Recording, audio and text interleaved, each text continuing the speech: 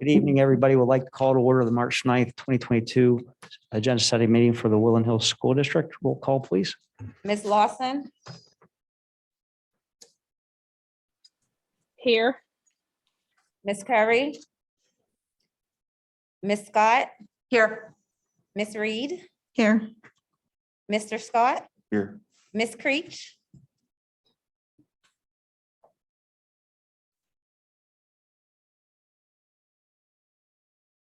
Mr. Flanagan Bay. Here.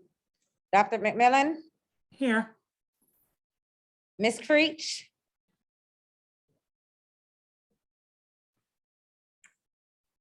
Mr. Belmont. Here. All rise for flag salute, please.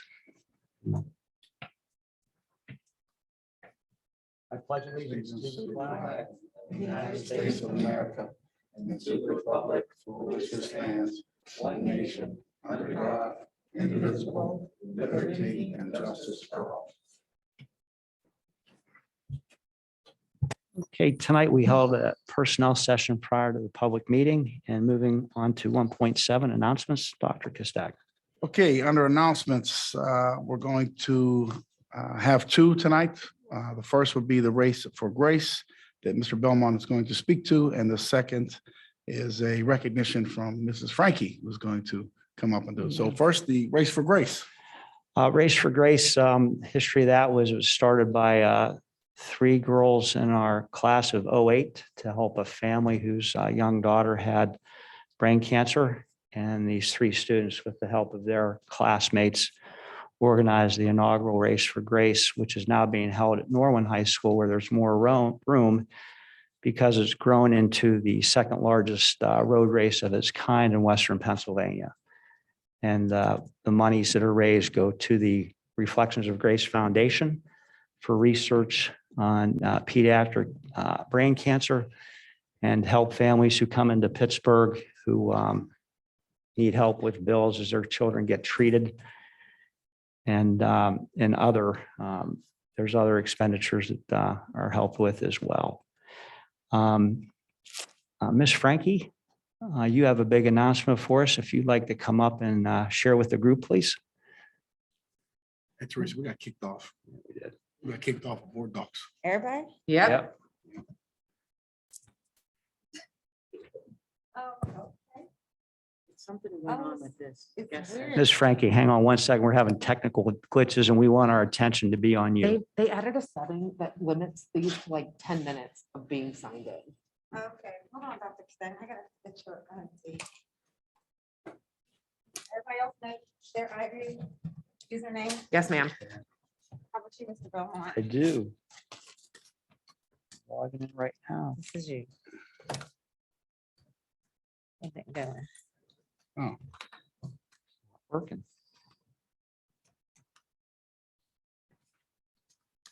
Good old paper. Mhm.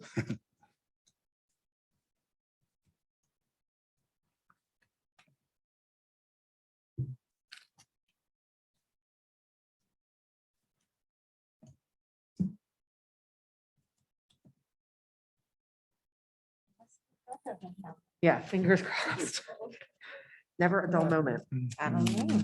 I was, when you got up, I was cool. I know. Here. No, this is it. Okay, is everybody back on? No, not yet. Not yet, okay. So your username is this. Yeah. I'm looking at you. This is hot. Yes, this is part right here. Absolutely. I'll make two notes.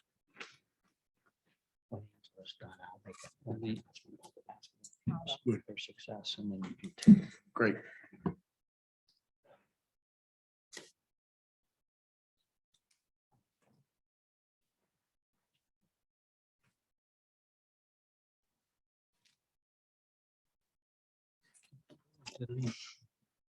One moment.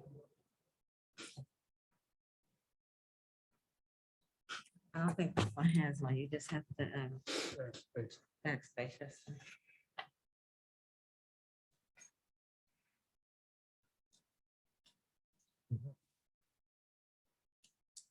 Okay. I think we're okay. Are we Yes. good to go? Ms. Frankie? Good evening. Actually, have two announcements. We make Great. mention of one. So the first one is we wanted to congratulate Coach Wilson, who has been chosen to coach the best of 5A versus the best of 6A basketball players in this year's Round Ball Classic. Coach Wilson is our varsity boys basketball coach. And then also to recognize Dell Robinson, one of our seniors who has been chosen to participate in the game. Then we also just wanted to make mention of the 3-on-3 Micah Graham tournament that's being done March 19th in honor of Sharon Graham's son, Micah, who would have been a senior this year and is a former basketball player who passed away. But yes, 3-on-3, sorry, I have basketball tournament. And we have it posted on the websites as well for registration, ticket sales. And again, that's March 19th. You're welcome.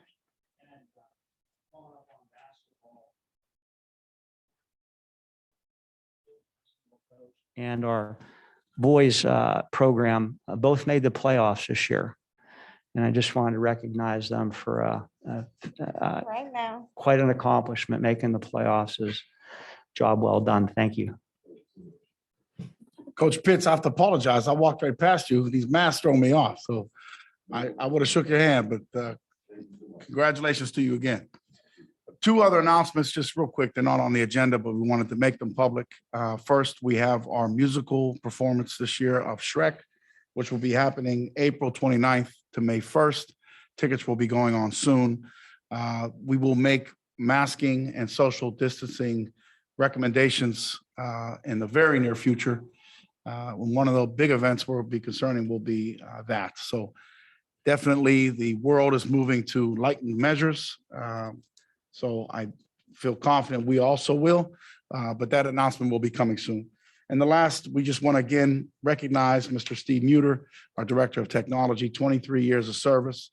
His last day with the district is Friday. He's behind the scenes tonight, as he always is.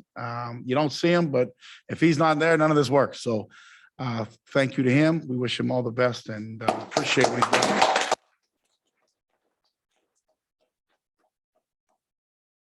That concludes our announcements. Okay, thank you. Any presentations tonight? Yes, we do. We have the Spirit Awards from Edgewood first, and then Mr. Wilson will present on data. So Ms. Mann. So good evening, everybody. Thank you for having us. It is my pleasure to share with you our two Edgewood Spirit Award winners. This evening, I have known both of these families and students for quite some time, and both students are truly kind, thoughtful, and genuine in their thoughts and their actions daily. So I'm not going to keep gushing over them. I will let their teachers do it. So I'm going to start with Miss Lyric Hawes, and I know that Miss Lyric is on there, and Mrs. DeBecco is going to say some wonderful things about Lyric. Hello, everyone. Good evening. I am Mrs. DeBecco, and I have the pleasure of educating Lyric in 3rd grade at Edgewood. I nominated Lyric because she exemplifies her Woodland Hills pride daily, just as Miss Mann said, through the 5 Ps. I would like to take a creative twist on this, though, in the 5 Ps and share my 5 own reasons why I think Lyric is very deserving of this award. So first off, Lyric is hardworking. She is respectful. She's a team player. She is very kind-hearted. And last but not least, she always does her best, which is an important quality for me as her teacher. Because if you don't know, in my classroom, I have one rule and one rule only. And Lyric can tell you, it is always do your best, in which Lyric shines brightly while following this role. Congratulations, Lyric. I'm so proud of you, and I can't wait to continue to cheer you on. Thank you, Mrs. DeBecco. And if we see Lyric, she's under Amina. That's mom's name. So if you see her cheering. And Lyric, I have your certificate. Yeah, I know, Mom. You deserve it. Lyric, I have your certificate and your gift card tomorrow. And Mr. Sharp's going to take lots of pictures of us, okay? So we'll see you in the morning. And then our next Spirit Award winner is Mr. Nasiah Harris. He is under Miss Shannon Graham, if you can see her name, and I'm going to let Miss Mitchell and Miss Kelly say wonderful things about Nasaya. Hi, everybody. Hi, Nasaya. He looks great tonight. He looks all smiles like he always is. Both Miss Mitchell and I wanted to nominate Nasaya for this award because of how wonderful it is to have him in both of our classrooms this year. He is one of the most positive students I think I have ever had. And he is the responsible leader in my group that jumps to help other kids before he's even asked. He works hard, he pushes himself, and he makes me wish I could be selfish and keep him for another year. I just want to see him keep growing and see how far he can grow. And I can't wait to see the amazing things he's going to do. Thanks. Okay, I don't know how to switch this over. I have Nasaya in my homeroom class, and he spends most of his day with Mrs. Kelly. However, he does not skip a beat every day. He comes in, he's positive, he'll ask how your evening was. He's very concerned about how everyone is. That makes him, he's the first one in class every day. He's on time, he comes prepared. He just represents Edgewood Elementary and the Woodland Hills School District in such a positive way. We recently got a new student and he went above and beyond to make the student feel so comfortable and so welcomed. And I just, yeah, he's absolutely amazing. And very proud of you, Nasaya. And you look very handsome this evening, as always. So Nasaya, we'll do the same thing. We'll take pictures tomorrow and I have your certificate and your gift card. And you know what I'm going to say to you, from Paw Patrol to the Royals, buddy, right? I've known you for that long. So thank you to the school board and thank you for letting us recognize these two students, and families. Thank you for sharing your children with us at Edgewood. Thank you, Ms. Mann.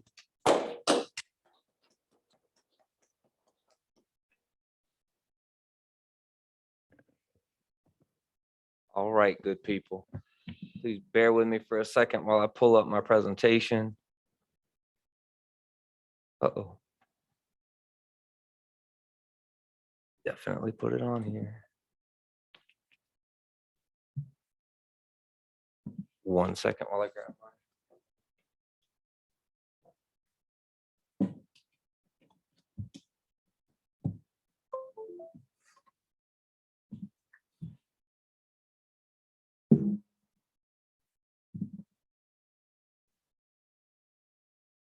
So as many of you know, data is a passion of mine. And so I like to present to the board anytime we have data. And we have the map data that I've asked you to invest a significant amount of money in so that we can use data to drive instruction in the district.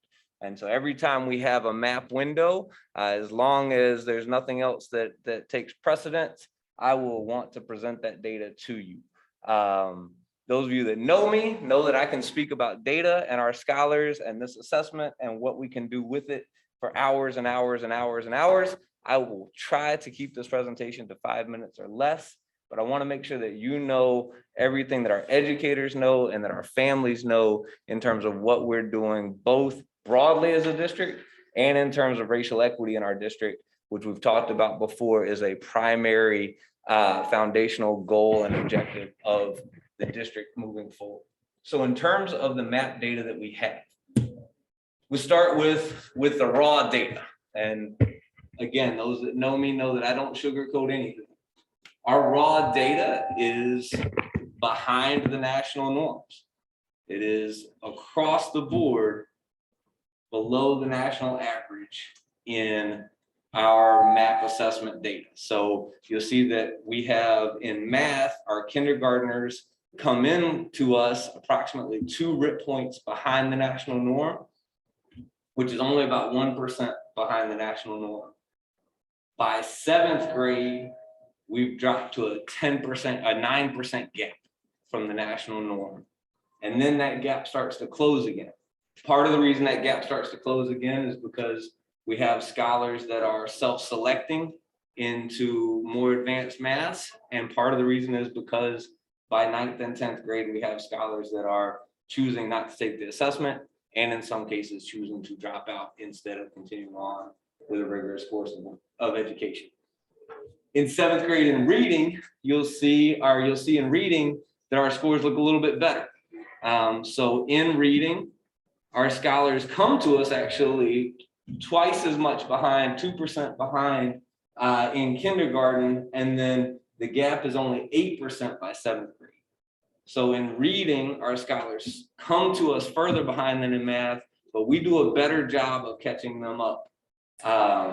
And we won't sugarcoat anything. We don't catch up everybody. Across the board, we don't catch up everybody, and we're not here to paint a rosy picture. However, we know that what we are doing is working, even if it's working more slowly than we want it to. And I'll show you how we know that in just a second. We also give the language assessment and the science assessment. So that's 4 assessments. And I know a lot of people hear 4 assessments and they think that there's a lot of test fatigue there. Just remind everybody that the average scholar takes between 40 and 50 minutes per assessment. So we're talking about a total of 3 hours to get all of this data. So it's not like PSSAs and Keystones that take weeks and days to schedule. This can be done at any time. This can be done on a Chromebook at the back of the class. We've even done them virtually before. Our language skills, you'll see our scholars, we don't give a language test. The NWEA does not have a language test for K in 1st grade. So we don't get data until 2nd grade. But you'll see that in language, that gap remains the same or pretty consistent between 3 and 6% for all of our scholars across grade levels. And then this is the first window that we've ever given the science assessment.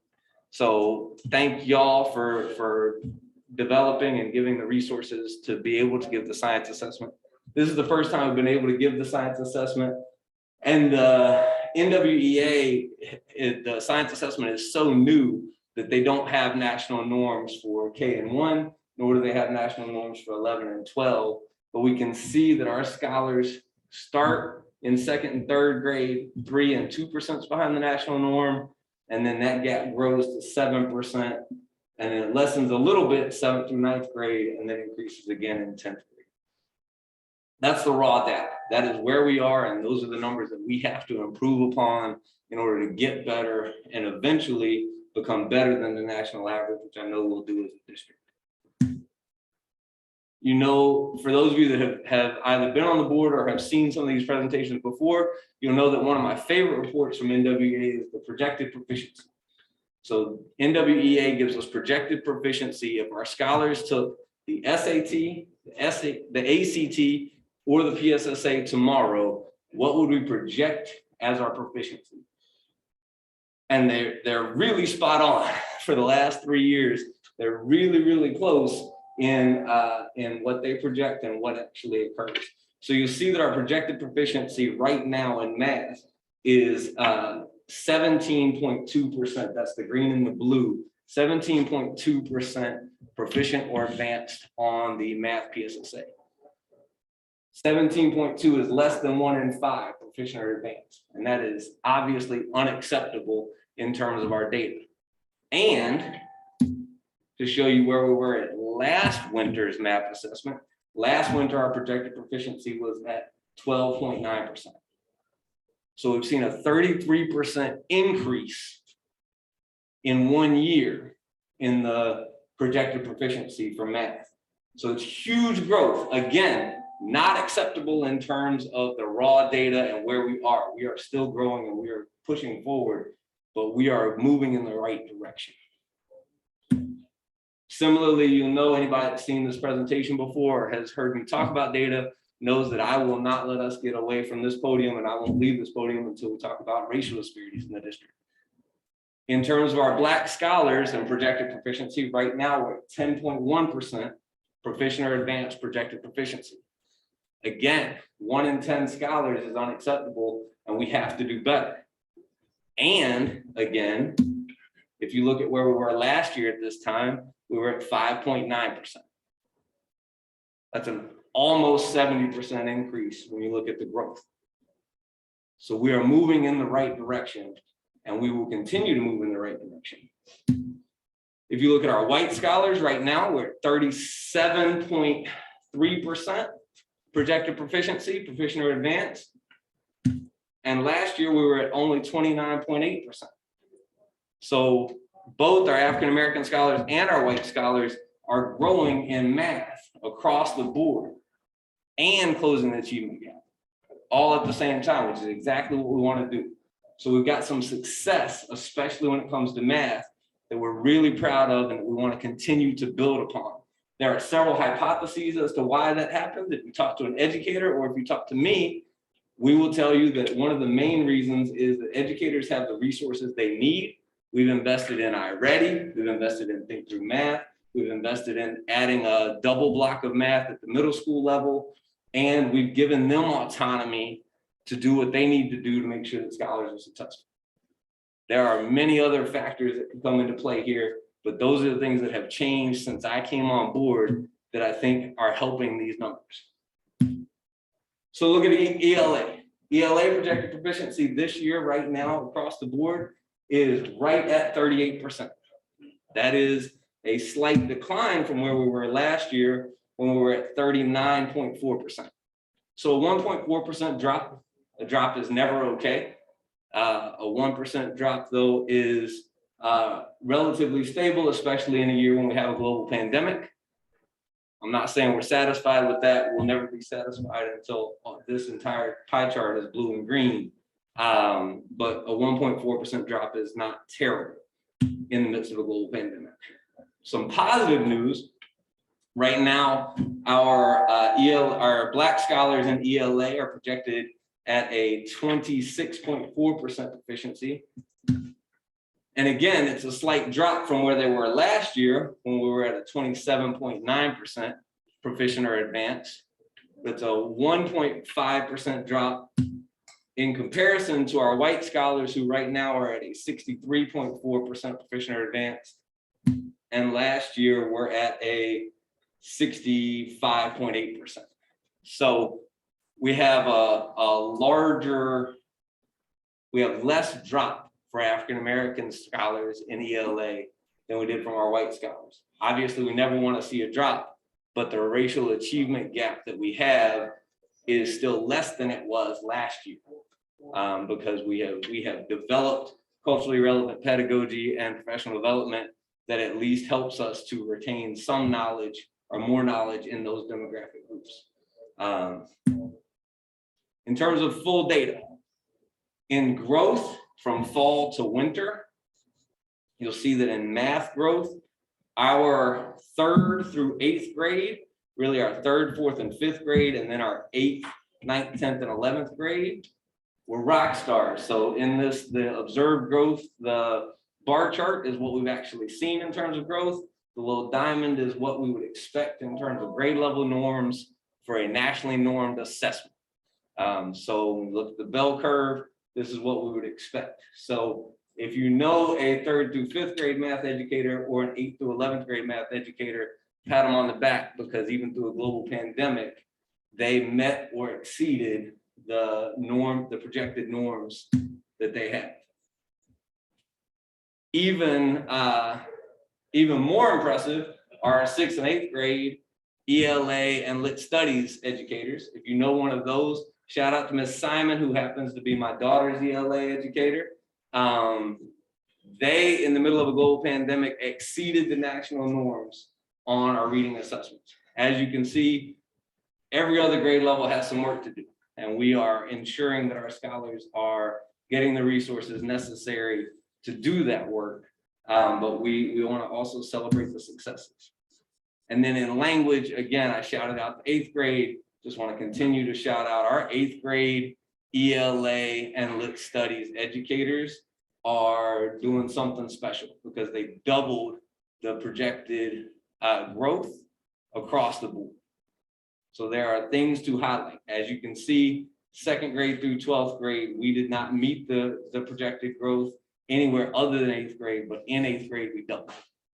So those educators are meeting scholars where they are. and pushing them and finding the rigor, the relevance, and the joy that we continue to talk about. Key takeaways, just to sum up, we are still well below the national average across the board, and we will continue to grow and improve our progress, and we will continue to struggle. One of my favorite quotes is, if there is no struggle, there is no progress. We will continue to struggle and we will continue to progress. Other key takeaways are that we saw 33% growth in projected proficiency district-wide, and we saw 71% growth in projected proficiency for our African-American scholars. In ELA, we saw a slight decline, and the racial achievement gap in ELA still got smaller than it was at this time last year. And the last slide, I promise I won't take up too much more of your time, are just some things that we are doing as a district to ensure that these numbers continue to improve and get better. So instructional coaches and administrators are creating data Google Classrooms for educators to use so that they have their grade level reports, their class level reports, they have small group reports. I'm meeting with, Ms. Keeler and I are meeting with the entire Wilkins admin team tomorrow to review all of their NWEA data so they can begin targeting professional development on how to use this data to drive instruction and differentiation. We're replacing the middle grade math curriculum soon, hopefully by next fall, if not by next fall, by the next year, with curriculum selected by educators. Educators are currently reviewing tons and tons of curriculum samples to talk about what they need in terms of our data and where we can meet scholars to continue to push rigorous education in those levels and instruction. We're expanding access to advanced math, English, and science courses for all scholars. I talked a little bit at the curriculum committee about NIMSY and how we're increasing access to AP courses, honors courses across the board starting in 7th grade. We're working to ensure that we have research-based interventions that can be used quickly as soon as we identify a need. So we've invested in, and y'all have approved investing in, things like iReady, Imagine Math, a reading intervention that the reading specialists are using at the K-5 level, corrective reading, and several others that are showing us gains across the board. And then we're ensuring that educators get the support that they need so that our scholars get the opportunities that they deserve. I guarantee you that I look at this data more than is healthy for anybody else, and I am more than happy to look at it with anyone who wants to look at it. It keeps me up at night, it wakes me up in the morning, and we will continue to look at it and use it to drive instruction to make sure that we are making gains as a district. Are there any questions for Mr. Wilson? Mr. Flanagan Bay? In relation to the first slide you showed in comparison to the scholars, are those separate student population The grade levels? or in general? The first slide you showed from the math being, I forget how, it was not improving. Oh, yep, so that was our current kindergarten through 12th grade, that's right. So our 7th grade, the cohort for 7th grade was different from the cohort for kindergarten, that's right, yes, sir. So that was just district-wide. When you hit the scholars tab, that's different from that group? I'm not sure I understand. Yeah. That's okay. You said the scholars, Yep. So our I'm sorry, scholars is just the word I use instead of students. okay, are they in that K through 12 group that the first slide showed? Yes, sir. All of our students are our scholars. So it's our kindergarten students, our 1st grade, our 2nd grade. That was all of our students took this assessment. Yes, sir. Hmm. Can we go back to the first slide? Of course. Thank you.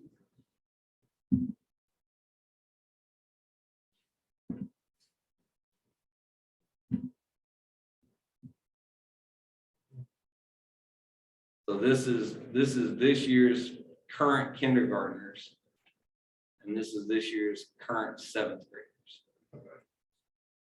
And the red symbolizes what? The dark red? The dark red is, so the redder it gets, the further away from the national norm. National.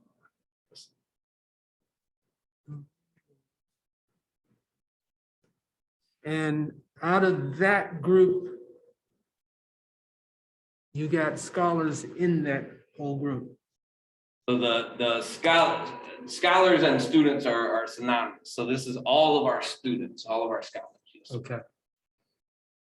Mr. Wilson, for K through 5, it's across all 3 elementary buildings. Is It that is. okay? Yes, ma'am. Thank you. Yes, ma'am. Do you have data from the not just last year, the year before that at all?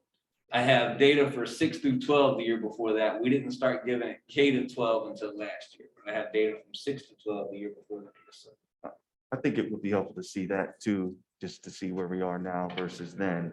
As far as the national average, it's brought up. How is our national average characterized according to other nations?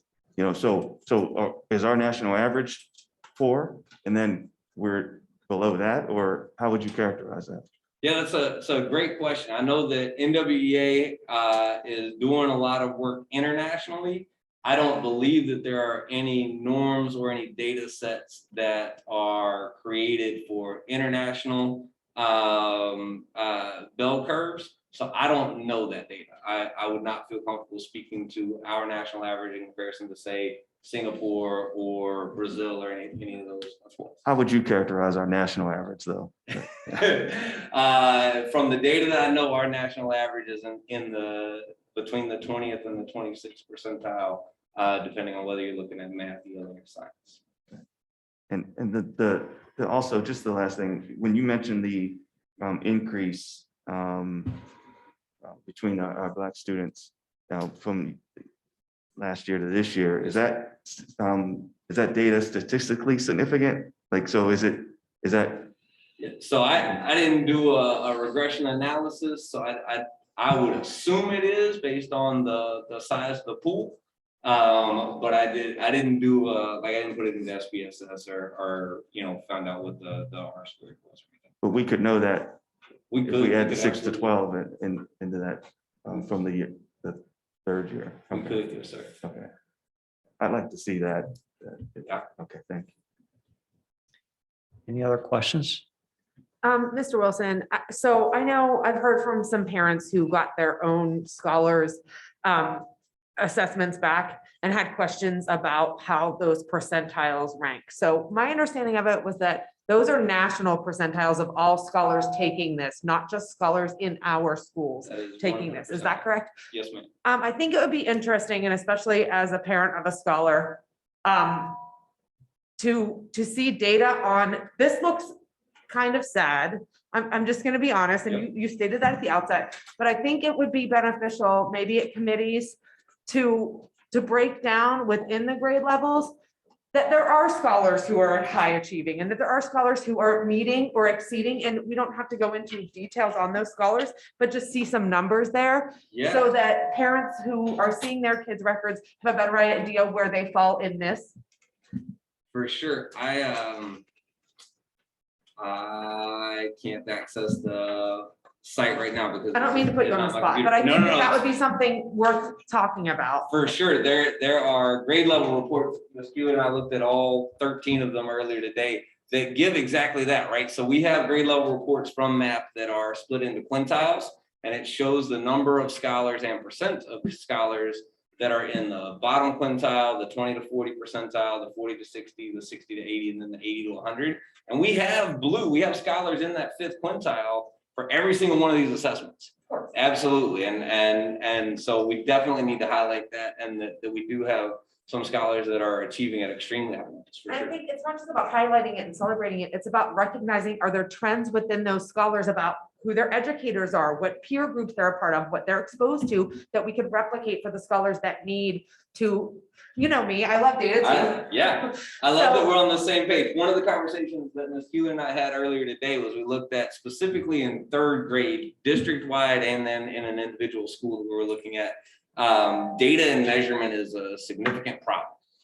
We have our algebraic concepts is actually a strength there, but data and measurement is a weakness. And data and measurement is one of the few things that any math teacher will tell you is something we can make growth on quickly. You give kids scales and rulers and you say, go measure stuff. And then you go talk about like how we're measuring it and how we can incorporate the data into measurement. So there are areas in which that data shows us we can use specific educators, right? There are only 5 educators in 3rd grade at that building. We can meet with that small group of educators in the same way we're asking educators to use this data to create small groups in their classrooms. We can do that with educators and say, all right, look, we have a group of 120 scholars that are struggling with data and measurement right now. Let's talk about what the 2-week unit for data and measurement in 3rd grade at this elementary school is going to be, that we can just knock it out of the park and see some really quick growth. That's a lot more difficult in reading, where we all know that learning to read takes time, and learning skills in terms of not just decoding to read, but also breaking down non-fictional text, et cetera, takes more time. But there are also strategies that we can do there to continue to increase and improve. And we're definitively looking very specifically and very targeted at those grade levels, at those schools. There's a PD for the Wilkins staff this Friday from 11 to 1, where a representative from NWEA is going to be looking at the growth projections for each educator and helping them to create goals then by scholar and by class. So absolutely, this data gets really, really into the weeds when we want it to. And again, I'm happy to do that for hours upon hours with anybody that wants to do that. This is just high level, but yes, we're absolutely using this data for those purposes as well. I appreciate that. Thank you, Mr. Yes, Olson. ma'am. Of the 71%, I think it pertained to African American students. The 71% growth, yes, sir.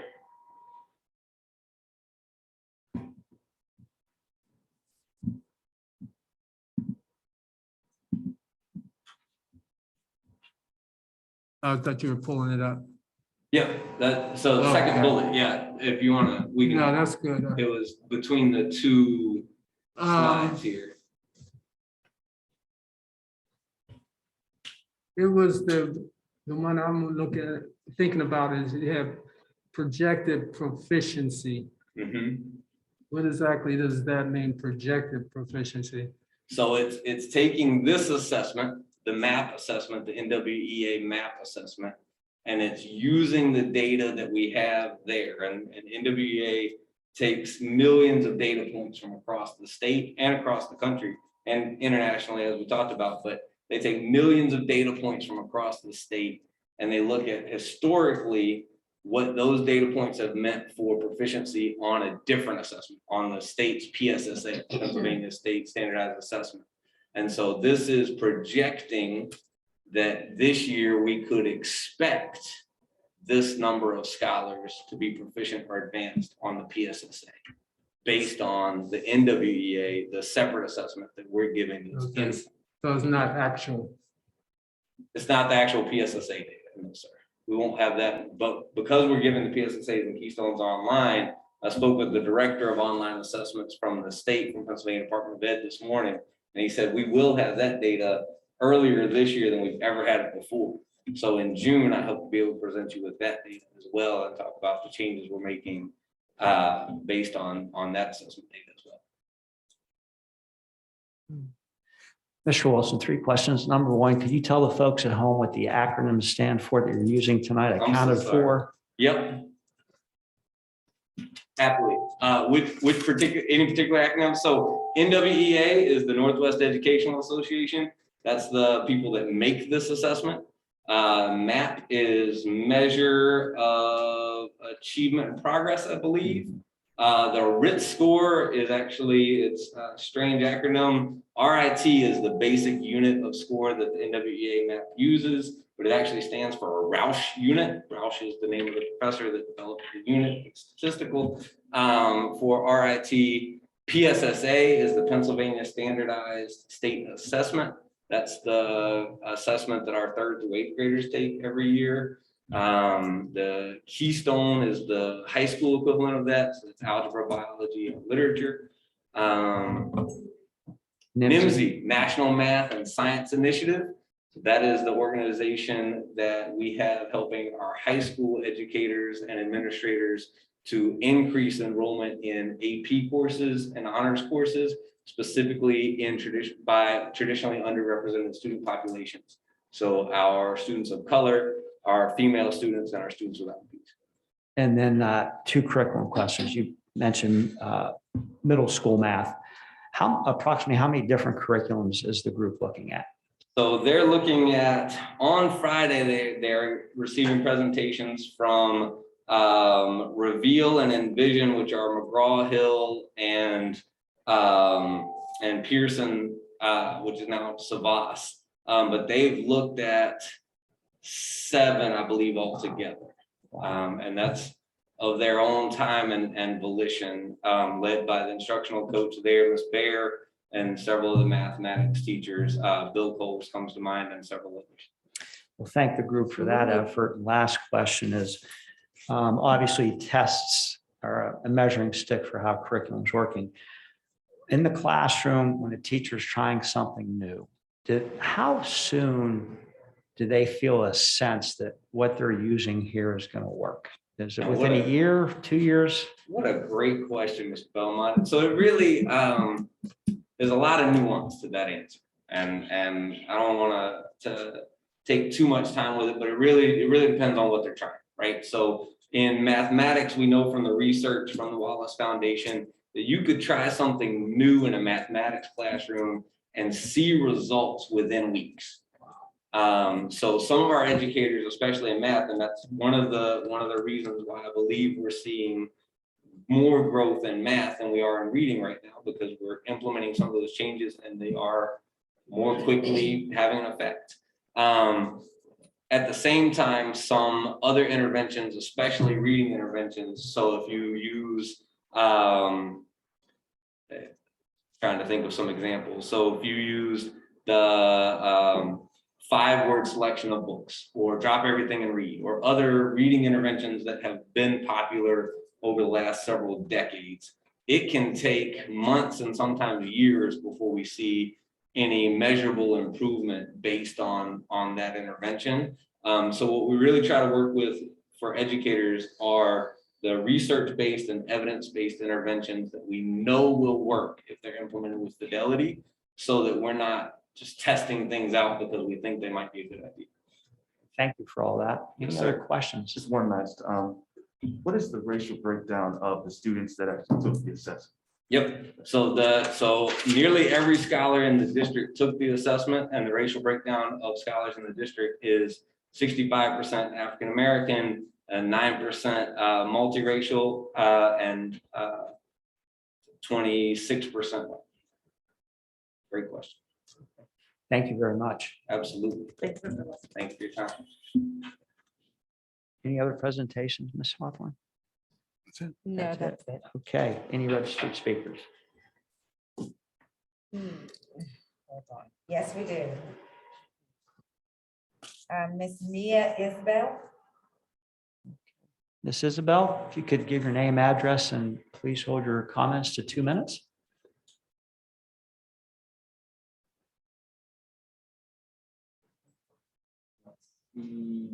On the Zoom.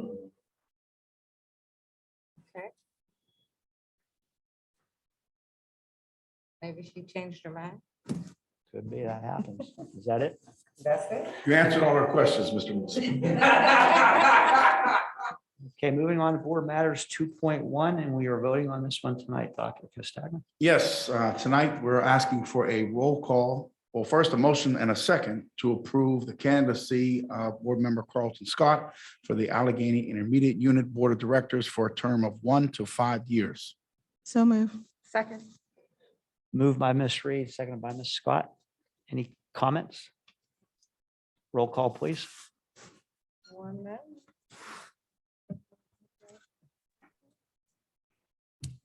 I opened the online voting. Okay. I was saying a motion is needed. We do have a motion in there. Okay, I guess it is roll call. Ms. Lawson?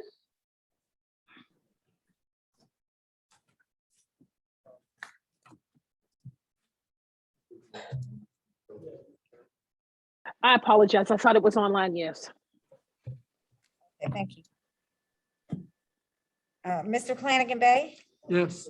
Dr. McMillan, Yes. Mr. Scott, Yes. yeah, you get to vote for yourself. Ms. Reed, Yes. Ms. Scott, Yes. Mr. Belmont. Yes. Motion carries. Mr. Scott, thank you for that. Moving on to 2.2. And just a quick comment on that, wish you the best of luck, and it's always good to get the Woodland Hills name attached to anything that's going on at AIU. They will have a meeting when they are voting for the placement of these positions, and I would encourage the entire board to attend so we can give Mr. Scott our 9 votes, dedicate to him to that night. So keep that invitation in mind, and we'll share with the board when we receive it. Moving on the agenda, there will be 3 items next week under board matters that will be asked for the board to vote on. The first will be seeking approval for the March 16 meeting. Agenda items to be voted by consent. Again, that'll be next week. The second, it will be our second reading of the procurement card policy that has been shown in committee now twice. And again, this was something that Ms. Shaver first introduced. And it's just more of a district spending initiative to reap some savings and some rewards on things that we typically cut POs for. And the last will be seeking approval for the proposed 22-23 AIU Program of Services budget. Every school district in the county has to approve their program of services so that the IU can then move forward with theirs. So any questions on items 2, 3, or 4? Seeing none, moving on to curriculum. Okay, under curriculum, Mr. Wilson, you want to come on back up? In curriculum, we have one item that we're actually asking you to vote on this evening, if you don't mind.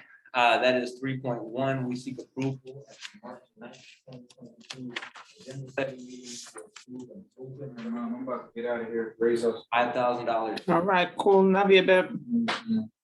Have a good night. See you tomorrow.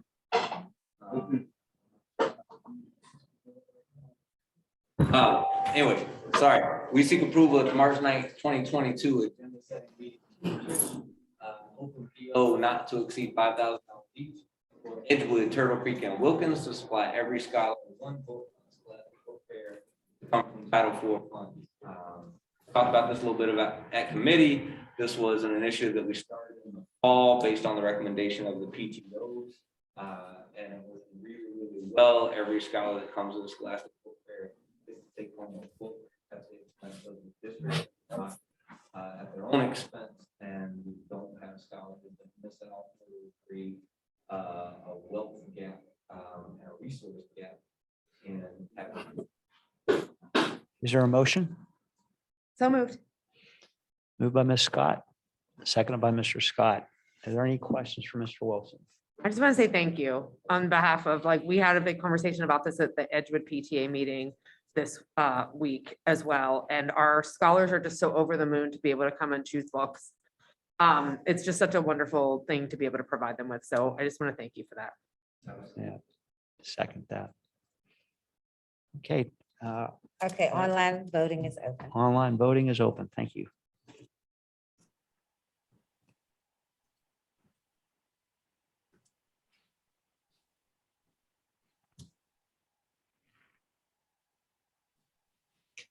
Motion carries unanimously. Moving on to 3.2. Fantastic. Thank you. 3.2, we seek approval to enter into a partnership with Major Clarity to replace Naviance as our future readiness college career readiness platform for a total cost of $5,200. This is our college career readiness platform. We are required by the state to have artifacts for career readiness planning from grades 5th, 8th, and 11th. This platform will allow us to generate lessons and units regarding future readiness plans, artifacts. It also links with the Common App, so scholars can apply to college directly through Major Clarity and the Common App, as well as from multiple scholarship opportunities. Any questions? 3.3. 3.3, we seek approval to pay up to 5 educators $300 per educator to run course recovery options through Edgenuity for seniors on the verge of failing 1 to 2 courses throughout the final 9 weeks of school. The cost not to exceed $1,500 will come from ESSER II funds. This is an initiative, this is a shrinking of an initiative that we started last year due to the global pandemic. Last year, we did this for anyone failing courses in grades 9 through 12. This year, because we want to ensure that we are intervening with scholars early and often, and that we don't have to run any kind of course recovery or credit recovery. This is limited to seniors alone, but seniors will be placed in the Edgenuity versions of the course that they are currently failing to be able to replace a semester worth of a grade so that they can use that replacement to average out with the first semester of a failed grade and hopefully bring themselves up to a. Mr. Wilson, do you have data on how many scholars are eligible for this? or- It's just under 60 right now. I believe 58 was the last count. And it is majority scholars in Algebra 1, Algebra 2, and I believe English 12. And what's the size of the total senior class this year? It's about 20. 235, I I would think. say it's about 25%. Yeah, that's where I was getting at, like how much of the senior class is that? And would you say that that's consistent with the learning loss we've seen across other grade levels? Of course, it's more critical at the senior year because we want to make sure these kids are able to graduate. That's right. But Yep, that's a pretty accurate snapshot. About a quarter of our scholars are, okay. absolutely. Thank you. Yes, ma'am. Any other questions on that? Oh, 217 is the exact number of seniors we have. Thank you, Ms. Keeler. I'm sorry. Thanks, everybody. I can't see her back there, but thank you, Ms. Golden. T. Thank you. You don't See. exist to me tonight, but thank you. All Okay. the way back there. Anything for Mr. Wilson on that topic? Okay, 3.4. 3.4, we seek approval to purchase the Rising Voices Supplemental Classroom Book Series for all 3 elementary schools. The total cost is $78,559.71 to be funded through ESSER II. I also mentioned this at Curriculum Committee. We're really excited about this series of books. The first 2 modules, which we are hoping to purchase with this tab, are Module 1 is Celebrating Black and Latino Boys. So there are 25 books that each educator will get 2 copies of with Black and Latino boy protagonists. And that's K to 5, they'll get different sets of 25 books.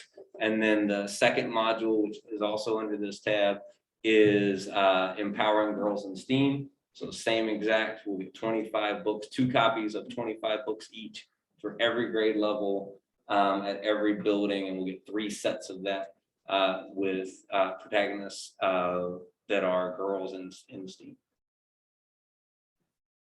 Any questions? So that's obviously a big cost, but I think is incorporated in that, is that essentially tied up in the dissemination of the books itself to the scholars? Is there some component of this that actually helps with reading comprehension and improving the scores? I like where your head is, Mr. Scott. Absolutely. So, the focus of Rising Voices is twofold, right? One is that representation matters, and we want our scholars to see successful protagonists, protagonists of color and female protagonists that are successful in the books that they read. But also, we want our reading scores to go up. We want our reading comprehension and achievement to go up. So each of these kits also comes with teacher guides with essential questions and ways to push rigor within the lesson, ideas for writing assignments, and additional lesson plan and unit plan ideas for use with these books, especially at the younger grades where they'll use them for read alouds and rigorous questions. Great question. Anything else? Could we incorporate, though, the things that you're talking about regarding the reading comprehension without using Rising Voices? So I do understand the purpose of it, but I'm just wondering whether we could kind of change how we're structuring, doing our reading now, in some of the same ways that it would be put forward here. I'm assuming the techniques aren't necessarily proprietary. No, So- they're not for So, sure. so I'm just wondering, is that it on the table in terms of, using that money in other ways instead of buying the books? So we, to be clear, the techniques that I just spoke about are currently being used. I mean, like you said, they're not proprietary. We push our educators to learn about rigorous questioning and the Socratic method and seminar, and the way that we can incorporate text-dependent analyses and writing into all that they do. And our Super Kids and our Wonders curriculum at the K-5 level do a great job of incorporating that. And educators know that we've pushed on a big priority for writing and making connections around writing, because we know that the brain develops through that dendritic development when you write and connect. So we definitely are doing those things. This piece is purely supplemental to continue to build on those techniques and processes and add to the resources available to our educators. I think too, it's important, Mr. Scott, this is going to be a one-time cost through ESSER funds that we purchase, and the books are used year to year to year for the kids. It's not like a personnel thing that we're using ESSER funds and then you have a position forever. So it would be one time. Absolutely, yeah. And then wasn't part of the ESSER's funding supposed to specifically combat learning loss? And it sounds Yeah. like this is doing that by providing those relatable characters, things that really meet our scholars where they are in a time when they need that additional sort of support. Absolutely. There's something you said just now that triggered thoughts I've had in the past about infusing African American history into the curriculum and the impact that can have. Something you stated about the brain, and could you restate that? Yeah, absolutely. So I talked about that. We know that the brain, we retain knowledge through dendrites in our brain, right? And the brain develops more and more dendrites the more it can connect to other topics. This is why project-based learning is so important, right? And this is why one-off lessons on multiplying fractions don't actually do scholars any good, because the brain naturally kills off those dendrites within a few days if they're not using them to connect to other learning. And so we know that when scholars are able to connect to their personal lives, when scholars are able to connect to anything else that they have learned or experienced or have seen in the world, that those dendrites become stronger, and we create more dendritic connections within the brain, and the prefrontal cortex develops stronger and develops more convolutions, which then help to retain knowledge. So the incorporation of protagonists of color, female protagonists, and protagonists that our scholars can relate to, as well as scholars that are, as well as protagonists that they can just see as successful, is going to help with our reading achievement purely by the fact that it will help the brain develop. So basically, the more we teach American history in a holistic way, the better children are overall, no matter what the racial. Well stated, sir. Absolutely. 3.5. 3.5 is the last of the curriculum, and I know y'all are tired of hearing about me talk tonight, so I'm grateful for that. We seek approval to allow Dr. Castagna to be named as signatory for the district in the E-grant system. This is the other piece of my role, which is the Director of Curriculum and Grants. All of our grants require an e-signatory from the superintendent, and we are happy to have someone, as I mentioned before, to be able to take on that responsibility. And we need board minutes to be able to approve Dr. Castagna to do so. Any questions about this? Okay, thank you, Mr. Wilson. Excuse me, Mr. Beaumont. Yes. I wanted to let the records show that Ms. Creech has been on the call since 7:20 for her text. Okay. So I need to say that. And also she wanted to make sure that we counted her as a yes for 2.1 for Mr. Spott's appointment. So I will make the note reflect that, okay? Gotcha. Thanks for So taking it's care too of late. it. Ms. Boyd. Good evening. Good evening. Personnel, 6.1, Section A, authorization for leaves. Section B, authorization for retirement resignations. Section C, authorization to hire professional staff. Section D, authorization to hire non-professional staff. Section G, authorization for miscellaneous. Any questions would constitute an executive session? On to 6.2. Thank you, Lee. You came all the way from the back for that. Thank you. Section 2, we seek approval to accept the retirement of Ms. Valerie Shaver, interim business manager, effective June 30th, 2022. Any questions? Questions? Congratulations, Valerie. Anything else from Ms. Boyd? Okay, thank you. That's it. Thank you. Technology, Mr. Muter. When he's done, we'll give him a standing ovation. Sure. Yeah. Mr. Muter, are you in the other room? Him now. Mr. Kim. Oh, Mr. Kim, that's right. You're gonna tag team it?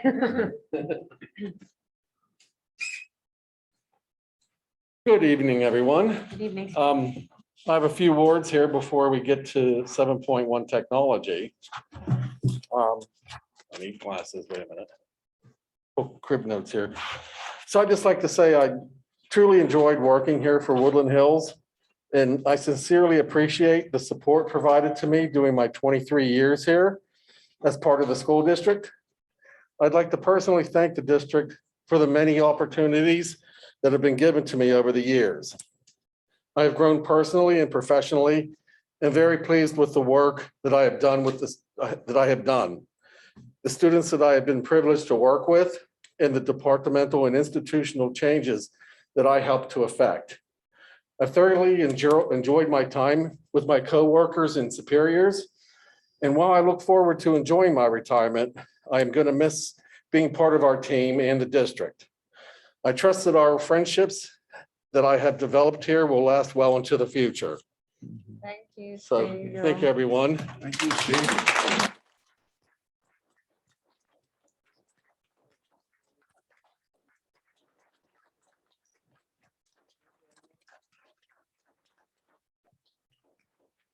And with that said, I'd like to introduce Jonathan Kim. I just would like to say, it's been a pleasure seeing you work over these years. We haven't had much conversation, but seeing you, always seeing you gave assurance that things were going to go okay. And you not being around to meet, the first thing comes to my mind is like taking the Liberty, Statue of Liberty out of New York. So you will be missed. Thank you very much. Mr. Flanagan Bay is right. We appreciate the security, no pun intended, you brought to the whole technology apparatus, Steve. Thank you for that. You're quite welcome. Thank you again. And with that said, I'd like to introduce Jonathan Kim, the new technology director. And Jonathan. very good hands. Okay. Thank you. All right, thank you, Steve. And again, thank you for everything that you've done. All right, so 7.1, we're going to be asking you guys to vote on one thing tonight for technology. And we seek approval for a subscription service of our internet web builder Linewise at a cost of $13,000 from ESSER 3 funding. What this does is filter the traffic that students are able to visit while they're at school. And we are looking to move from our current vendor of iBoss. Linewise offers everything that our current vendor does. And it also has some additional features where parents at home will be able to filter what their kids are getting on while they're out of school and at home. So if you don't want your child to go on YouTube, then that's something that you'll be able to block for after school hours. And it'll also give you a list of all the websites that your child has visited. Oh, is there a motion? So moved. It's moved by Ms. Scott, seconded by Mr. Scott. Any more questions for Mr. Kim? Roll call, please. Okay, one moment. Okay, online voting is open.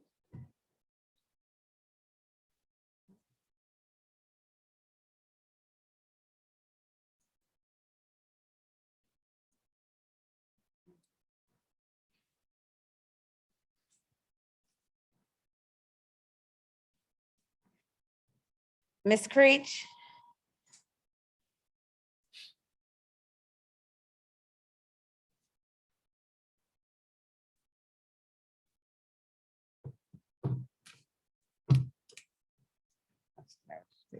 Ms. Creech?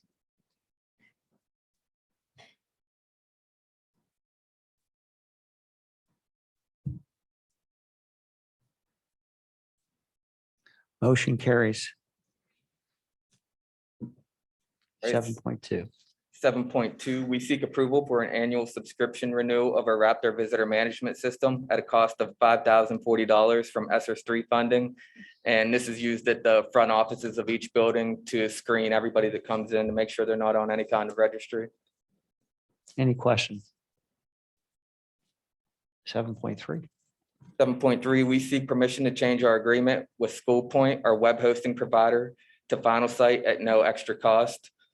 And we plan to implement this over the summer and have it ready to go at the start of the new school year. So hopefully our families will be ready to see an updated site.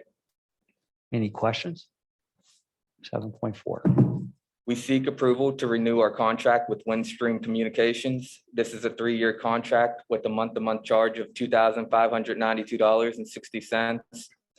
And this is actually a reduction of what we currently pay for our POTS lines, so to make phone calls of about $300 a month less. Any questions? Okay, thank you. Thank you. Moving on to food service transportation. Board tab 9.1, we seek permission to advertise an RFP for 2 combi ovens. This would be one for Wilkins and one for Edgewood. The state does require approval for any purchases over 5,000. So these are estimated to be a little over 30,000 apiece, hence the need for an RFP. Any questions? All righty, thank you, Ms. Shaver. Building and grounds, Mr. Finney.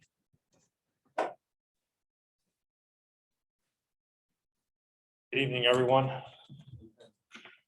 Evening. A lot of the items tonight being discussed were discussed at the facilities meeting last week as well, just everybody in line. 10.1, we request permission to approve the RFP from Remade USA, Clean Space, and Ready Medical Supply for PPE supplies to be paid from ESSER 2. Any questions? 10.2. 10.2, we are requesting permission to approve the RFP from AZ Janitorial for 7 T3 walk behind floor scrubbers in the amount of $7,851.20 per unit for the total cost of $54,958.40 to be paid from ESSER 2. Yes. Again, there's pros and cons to this COVID stuff. And I guess the COVID stuff is really going to help our facilities department to purchase a lot of these equipments that our school district has so long needed.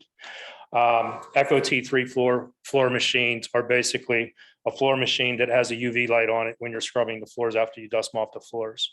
So you could use it for chemical and you could use it just water with the UV light. So that shows the savings with the chemicals as well. And we currently have 3 of them in a school district. When I first got hired, my first year, I was able to buy 3. But with the budget being so tight, the COVID money, ESSER's money is really helping us to purchase better equipment for our school district.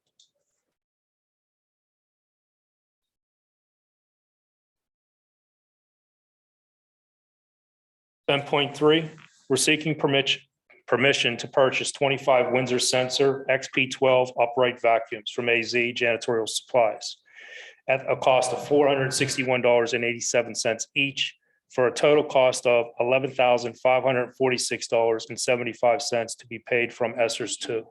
Again, they're sensor vacuums with HEPA filters, multiple HEPA filters to keep for the air quality and stuff of that nature while we're doing cleaning in our offices, classrooms, and et cetera. Again, I purchased them. I purchased like about 20 of them when I first got hired. And again, with the funds, this is actually helping us out as a school district to have more vacuums for our buildings. Distributed throughout the district. 25 seems like a big number of vacuums considering most of our floors are hard surfaces. So I'd just like to hear a little bit more how they'll be implemented, please. So the vacuums get implemented when somebody has like a carpet area, like you said, offices areas.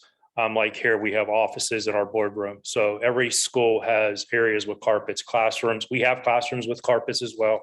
And that's how they're issued at.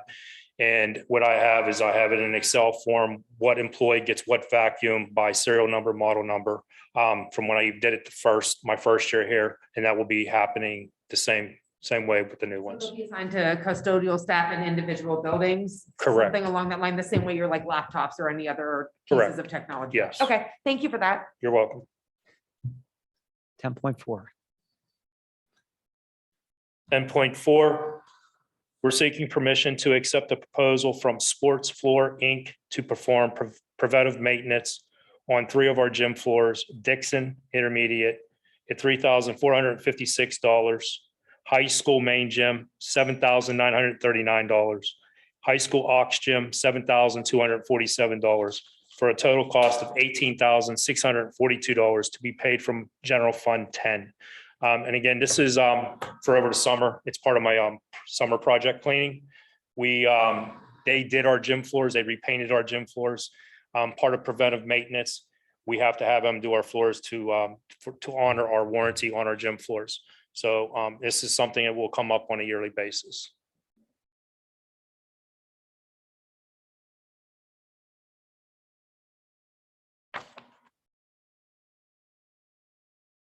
$10.5, request permission to dispose of an old piano from Dixon Intermediate School. It has been determined that the piano is beyond repairs after speaking with Mr. Crone. It can't put any more money into it. It's old. So right now we have it sitting over to the intermediate school. So I'm asking permission to get rid of it. Thank you.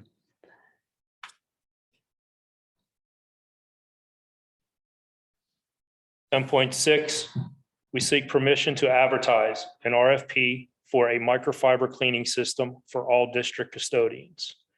Like I discussed last Wednesday, we have, our custodians are really cleaning with a lot of old cloth rags, white cloth rags. We're so beyond that. We're really behind on times. We need to go with the microfiber system.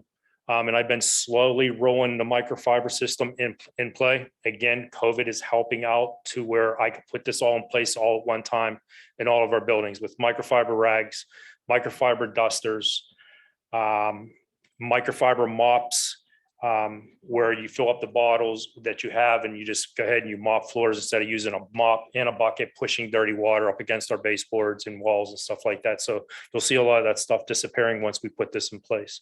This plan in place with all of our buildings. 10.7. 10.7, we're seeking approval to permit the use of the Woodland Hills School District facilities for the stated events. 10.8. The big one. 10.8. We request permission to approve the RFP from JM Paving for the Woodland Hills High School parking lot repaving project for a cost of $805,900. That is the base bid and the cost of, I'm sorry, that is the base bid. Also included for the alternates, it would be $939,180. Mr. Finney, can you remind me if this was already budgeted for or accounted for with the total high school renovation project? Yes, I it is. thought It is all part of that. Okay, Yes. thank you. I thought that was the case. I just wanted to confirm. And again, with the alternates, if we're going to put the money into our paving to make it look nice and with the new paintings and all that stuff, We added extra stuff in there, new sign post, new signs because they're rusting away. They don't match the couture of our building anymore. All the guide rails are damaged, rusted, and we want to make sure everything matches. The new gates, I want to make them black, so it matches our building and our school colors. So that's why those extra things were put in there. Any other questions for Mr. Finney? Okay, thank you. Thank you very much. Thank you.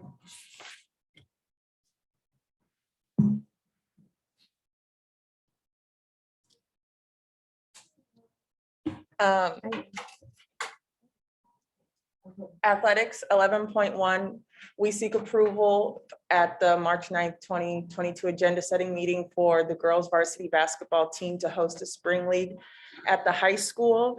The undergrad league would be conformed by WPIAL and PIAA rules and interpretations. Woodland Hills would host 12 to 16 WPIAL female-only teams from the surrounding areas. Each games would be officiated by certified league officials, and this would also be a fundraising event for our girls basketball team. And I asked Coach Pitts to stand by just in case there are any questions that he could further give information for. Mr. Pitts, come on up. Tell us about this. This is big.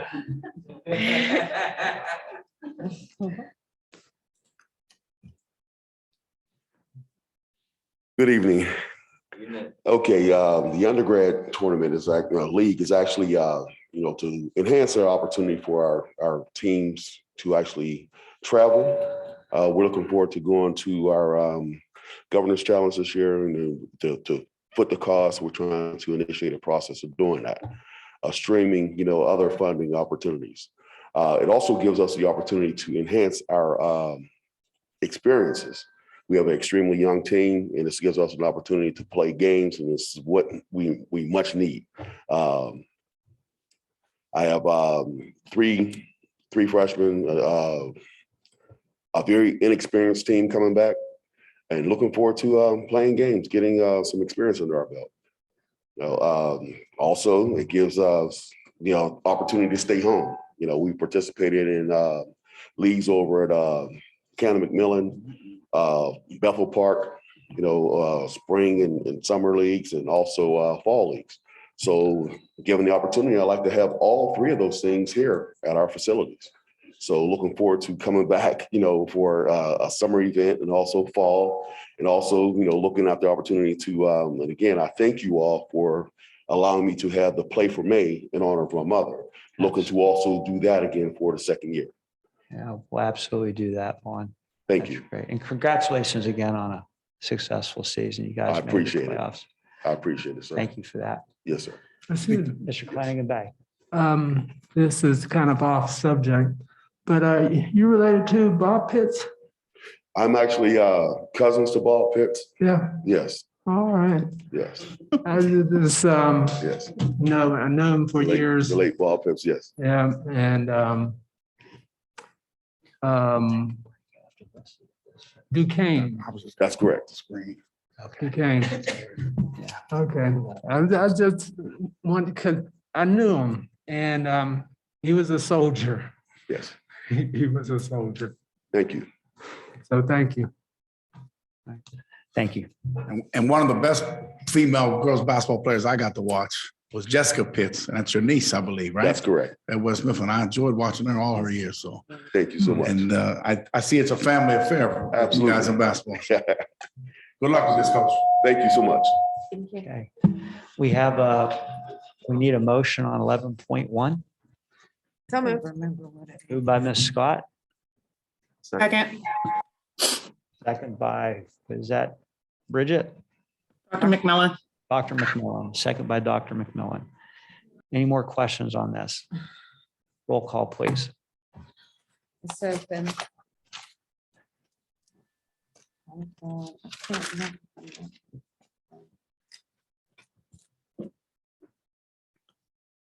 Mr. Flanagan got kicked out again. We all did. Yeah. Oh, crap. Yeah. Okay. You can just do it the old fashioned way. I got signed back in a minute. It took me 3 seconds.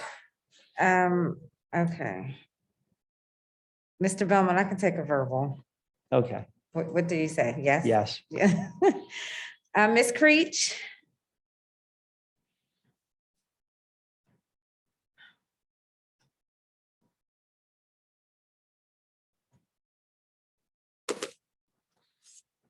Who else is kicked out? Dr. Stagner, are you in? Nope. I'm just going off the TV, so I'm okay. Less of a concern when you don't have to vote. That's true. Yeah, That's true. but is it gonna happen again? Okay, all right, smiles, smiles. Okay, that's okay. I have her not present at vote, so the vote did pass. Okay, motion carries. Okay, thank you, Ms. Frankie. Frankie. Alrighty. Okay, under the library, we will be asking for a motion and a second next week for two items. We'll be seeking approval to accept the grant from the Friends of the Swissvale Library and then permission to approve the state report for the Swissvale Library. Any questions on either of those items for next week? Okay, thank you. Thanks. School finance, Ms. Schaefer. 14.1, we're seeking the approval at the March 9th, 2022 agenda setting meeting to file the real estate tax appeals for 2022. There was quite a few appeals this year, over 400, which is why we're seeking an earlier review of this so we can go ahead and start the appeal process. You do it online through the county. Are there any questions? Okay, is there a motion? So moved. Moved by Ms. Scott, Second. seconded by Mr. Scott. Roll call, please. Voting's open.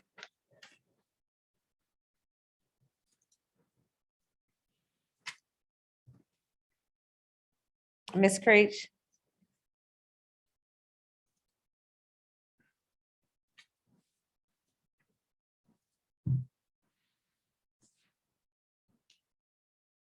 Motion carries.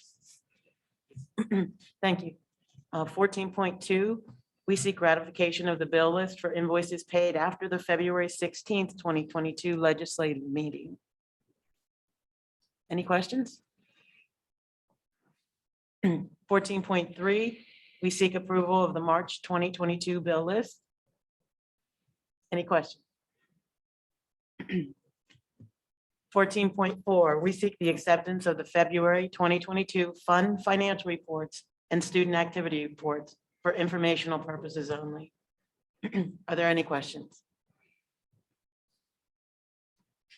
14.5, we seek approval of the investment reports for February 2022. Any questions? 14.6, we seek approval of the budgetary transfers for March of 2022. Are there any questions? 14.7, we seek approval to participate in this CCG savings agreement. This is affiliated with our workers' comp provider, and I'm sorry, I guess I cut that off. I'll update that. This is a no-cost agreement with the district. What they'll do is they'll review our past workers' comp claims, and if they can generate savings, we'll get, their cost is 50% of that. Neither our workers' broker office nor can we do it here at Woodland Hills. Do we have the forensic ability or the time to be able to kind of investigate those claims and if the amounts could be substantially lower.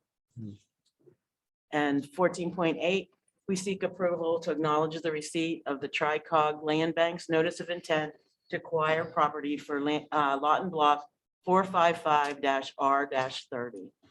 This is something new that the board might not have seen yet. This is for dilapidated and abandoned properties that the land bank will buy and try to recuperate. Any questions? Okay, thank you, Ms. Shaver. Okay, thank you. Dr. Castagna, Superintendent. Under Superintendent's report next week, we will ask for a motion and a second to approve an adoption of the PSBA Principles for Governance and Leadership.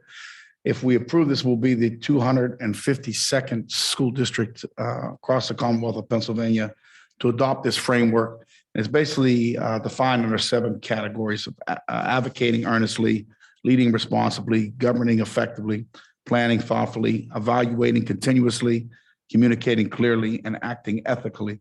And it's just again, a recommendation from the PSBA that we're asking the board to adopt. Any questions? Okay, thank you. Moving on to old business. I have old business. Yes, ma'am. I wanted to bring this up again. We've tabled this a couple of times now, but many of you know, I serve as our district representative on the board at Forbes Road Career and Technical Center. Since I was appointed to that delegation earlier, or I guess the end of last year, I was made aware of the fact that we are supposed to have an alternate on file, on record, so that when I cannot attend meetings, someone from our district is there. As many of you know, I have a surgery scheduled at the end of April. It is the day before a scheduled meeting for this board. I would love to have an alternate in place to be there for me. Mr. Belmont, you're willing to be that alternate? Sure. Okay, I'll communicate that to them at this month's meeting. I appreciate you stepping up. It will be rare that I'm not able to attend, but I think it's important that we have someone there from Woodland Hills. For sure. Thank you. Anything else under old business? New business? Mr. Flanagan back. I'd like to put on the table about training. There's training out there called Risky Connections that I feel would be something good for the district, for the teachers to go through. I'll talk to Dr. Stagner about it, particularly through training through Family Links. We already got a contractual relationship with them, and all their employees go through this training. I've been through it, and so I truly feel it could be a help to give teachers, administrators insight on the student population. What's the name of it? Risky Connections. Risky Connections. And I could make the phone call to Family Links tomorrow and get some information about what it would take to implement that for the beginning of next school year. So I will have update information on that for next week for the board to discuss. Initial contact would be Mark Thomas. Mark Thomas. Anything Thank you. else? That's it. Okay, thank you. Anything else under new business? I want to say something real quick, and I know we had a long meeting. We've all been talking about areas. Just about testing, because Mr. Wilson, I spent my years of my dissertation with data, and I get consumed as you do. I used to in my old position. I didn't have Mr. Wilson. I had to do it. Don't push the panic button. It's just what I want to tell everyone. When you see comparisons and national averages a lot, it looks bad. But the biggest, most important factor on that grid was growth, that we are improving. You have tremendous programs in this district, more than any place that I've ever been, hands down. And you have administrators that are dedicated roles into this data and getting it down to the classroom level. And the purpose of that whole benchmark test is we're checking the pulse of where are we. We constantly know where we are. There are so many districts that don't know where they are, and they get surprised at the end of the year. So the fact that we have all this, and you have iReady, and you have the math programs that you have in place, these are the best of the best programs out there. So you should be happy where you are in that you're addressing all these gaps. You're attacking them and you're addressing them, and you're growing. If we really wanted to change that pie chart and become proficient and advanced, we would have to abandon everything else and just teach reading and math K-5. None of us ever want to do that, right? So yes, we have to give our students the opportunity to succeed in those tests. Yes, we have to address gaps that are occurring. Yes, we have to put programs in place to meet those needs, but it's not the end all. So let's always make sure we remember that. I don't want anybody to leave the conversation panicking. It's important that he's identifying the areas of need. It's important that he's addressing those, absolutely, and we need to hear that data. But let's not make it consuming, that it's all encompassing of the program we have for kids. So I just wanted to say that, because sometimes those red screens get people nervous. But it was a great presentation. You did a lot of work with that. Thank you. And Ms. Keeler, I know you're right there with them. So thank you both. Okay, thank you. Moving on to reports. Mr. Bowman, are we going to hear from our student representative? We can do that. Yes. So hello, my name is Dominic House. I'm the student council president for the online students who do not know me. So hello. So, Yeah, I was going to say, can you hand him one of those mics? So again, hello, my name is Dominic House. I'm a student council president here at Woodland Hills High School. In a more educational note, and our gifted science Olympiad team have won first place, third place, and fourth place on last Wednesday. And 5 different events. 2 weeks ago, I believe, we held a Black History Month assembly, the BSU did. And I'm proud to announce that because I'm also the president of the BSU here at Woodland Hills High School. So both of those went well. A concern that some students wanted me to bring up to you guys is that at the high school, if enough students do not sign up for an AP class, that class is potential for like not to happen. And they understand why, but like they still feel like it's unfair towards them. Because obviously they want to take those classes and it's kind of hard to motivate students to take those AP classes because like some of them it's just like it's not in their career path, or it's just like they wanted to deal with the rigor. And it's just for the students who wants to take those classes, it just feels unfair to them because like they want to take those classes, they want that rigor, and it may be good for the career path. So I just wanted you guys to know that like they understand how it is, but like try not to cut those classes.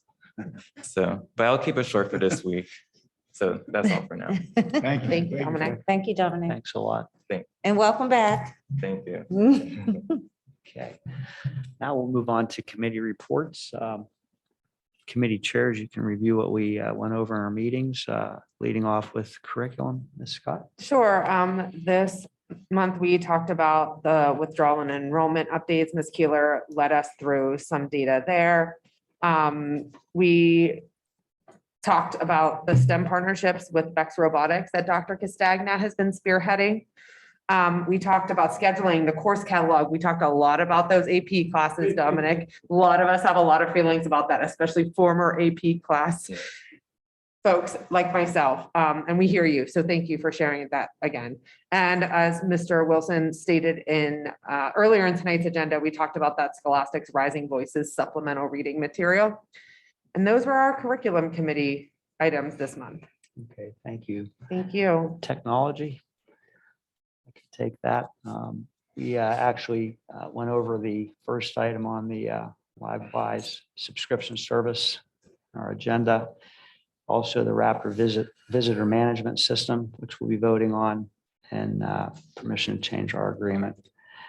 So that's it for that night. And then March 2nd. Athletics. Ms. Lawson, are you on? You probably can't see this, can you? I'll read it for you. Study table update. That's a constant. Mike, I got you. I'm Okay, good. go ahead. Sorry about that. Sorry. On athletics, we talked about the study table update. You can see the attachment on the back. It's a separate handout. Jason Cable, Dr. Jason Cable came from Alabama State University. He's coming, excuse me, I do believe that's on the 22nd to speak with some of our athletes and parents. They're going to have a brief one-on-one afterwards. I think that's very exciting. And we talked about well, that's under finance, I do believe. That's not my role. But can I skip over to food service while I'm here? Sure.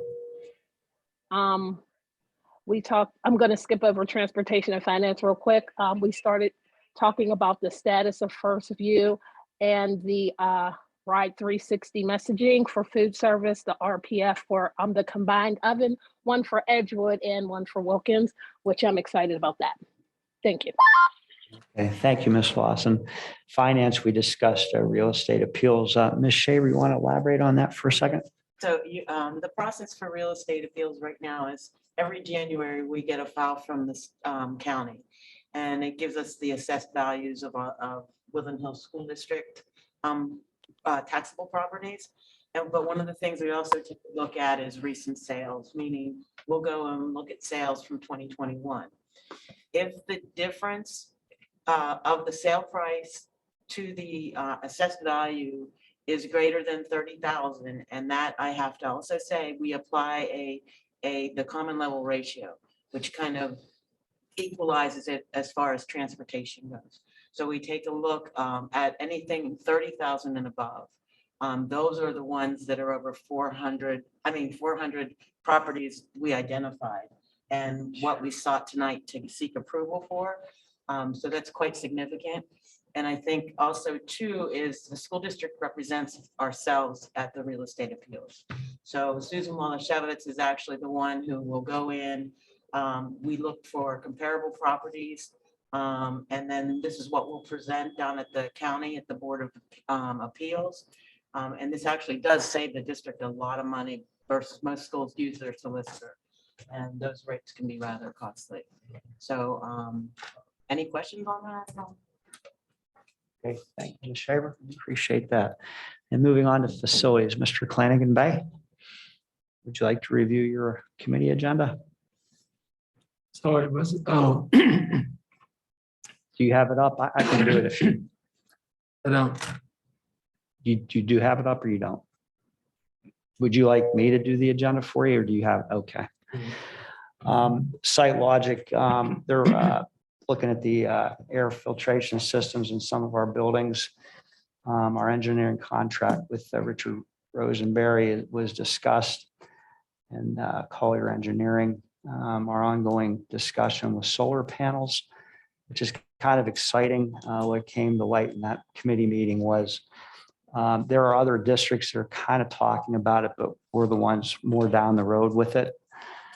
And so, staying in alignment with being the first district in Pennsylvania to pass a climate action resolution. Discussion on Wolverine Stadium, much work needed there on the locker room. There's a lot of leaking, unfortunately. We discussed Dixon and the capacity situation there. We are forming a committee to discuss facilities rental charges, aren't we, Mr. Finney? Because it's an ongoing issue. And Mr. Finney touched on the district microfiber cleaning system that he's going to implement, and also the vacuum cleaners and the floor scrubbers. That covers facilities. We'll now open up the meeting to public comment. Sorry, can I just offer a little bit of an update by way of my role on the Forbes Road Board as well? We usually do that during reports, correct? Sure. Okay, so I just wanted to mention for any scholars or families who might be interested in a potential future partnership with the Forbes Road Career and Technology Center, they're having an open house next Thursday, March 17th on St. Patrick's Day, where you can come see their facilities, talk a little bit about the different programs that they offer there. And I know at my last Forbes Road Board meeting, most of those have been business as usual for the past few months since I've been on that board. So not much to report there in terms of goings on. But I will say that they had a recruiter that had been at Dixon that very day who was presenting to our board to just talk about a little bit about their recruitment efforts. There are a ton of programs there, much more so than there were when I was in high school. And there really are a lot of different paths, even for those who might be thinking about going on to college. So if you're thinking about technical school or the Career and Technology Center, I really do encourage you to get there and check it out and see if it has some programming that might align for you or your scholar. That's it. Thanks, Ms. Scott. Thanks. Now moving on to public comment. If anybody would like to address the board, please come forward, state your name, address, and please hold your comments to 2 minutes. Dom, hi, how are you, sir? How you doing? My name is Dominic Davis, Council President of Braddock. I'll be reaching out to you. And if you could help with that or give us some advice from the school, we'll take that in. I want to read something quick. The nationwide search for superintendent, I'm sure, is a costly thing. I'm sure over 15K or more. We should save the money and put it into a different account and use that money to fund a program that helps bring the culture back into Woodland Hills. And I'm speaking on more of the African-American culture. I feel like we found our superintendent. We need to push Woodland Hills forward. And we need to take advantage of this blessing and move forward. We see what he did with West Mifflin, how the school merged, and he made them feel comfortable, understanding the culture. Despite what the school said in the past, they voted a 164-3 to bring him back, and that speaks volumes. So we need to keep him and move forward. That's all I have to say. Thank you. Thank you. Is there any other public comment on the Zoom? We have Ms. Turner with her hand raised. Okay, Ms. Turner? Hello, everyone. So I want to go back to Mr. Wilson's presentation about the data and stuff. It raises some questions and concerns that I've had, you know what I'm saying, for the past several school years. And really it boils down to, my daughter brought to my attention that at the beginning of the school year, there was a survey handed out for the kids to fill out that would address their learning style. And so what is the point of the kids filling out these surveys and stuff for the teacher to learn their learning style if you're not going to put that into the way you teach and reach these kids? Because if your teaching style is one way and if the student's learning style is another way, there's going to constantly be a disconnect if there's a refusal to bend or a refusal to recalibrate how you do things. So what are we going to do to ensure that the students' needs are being met from an academic standpoint to keep them engaged, to keep them excited about learning, and to maintain that they're successful? It's supposed to be no child left behind, but that's really not my experience at this moment with Woodland Hills. You know what I'm saying? And I really would like to see that change. I would like to see us do things or to act on some of the things that we're asking of our students so that they feel heard and they feel supported, so they maintain an excitement to continue learning and be productive in school. Thank you, Ms. Turner.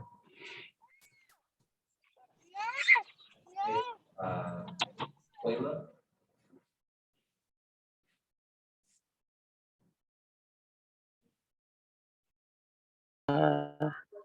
Hello, good evening. Can y'all hear me?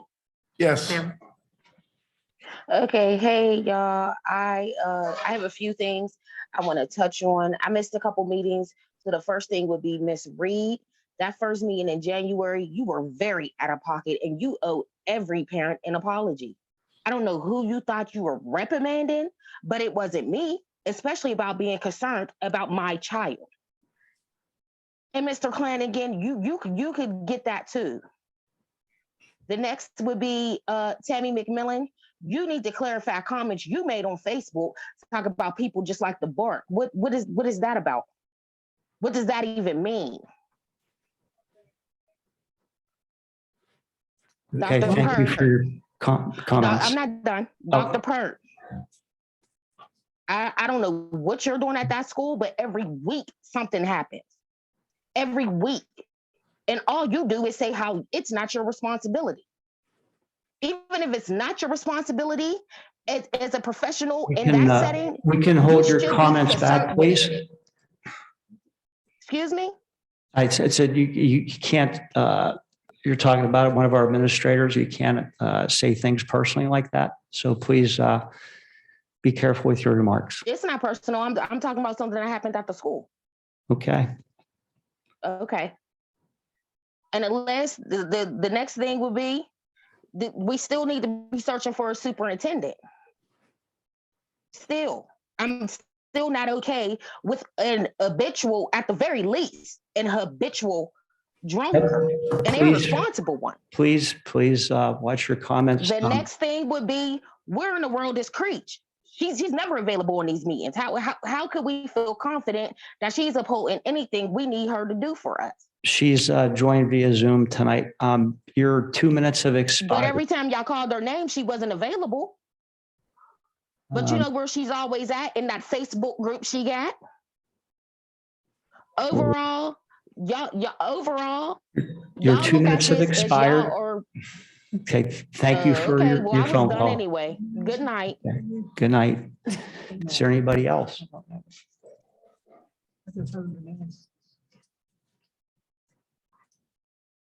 Mr. Wilson, is there anybody else on? That's it. Oh, we got one. Okay. Who do we have? Hey, this is Megan Chambers, 420 Fillmore Road. Yes, Ms. Chambers. Hey, I just wanted to just voice some concerns again about the overcrowding at Dixon. And I'm just hoping that this is going to be addressed, or I know that you guys, this isn't a meeting to go back and forth and answer questions. So I just really wanted to emphasize that I'm very concerned about this. That's it. And I'm really hoping that this will be addressed soon within the next meeting. That was it. Okay, thank you. Thanks. You see anybody else, Mr. Wilson? You don't. Okay. Is there a motion to adjourn? So moved. Moved by Ms. Scott, second by Mr. Scott. All in favor, say aye. Aye. Meeting adjourned.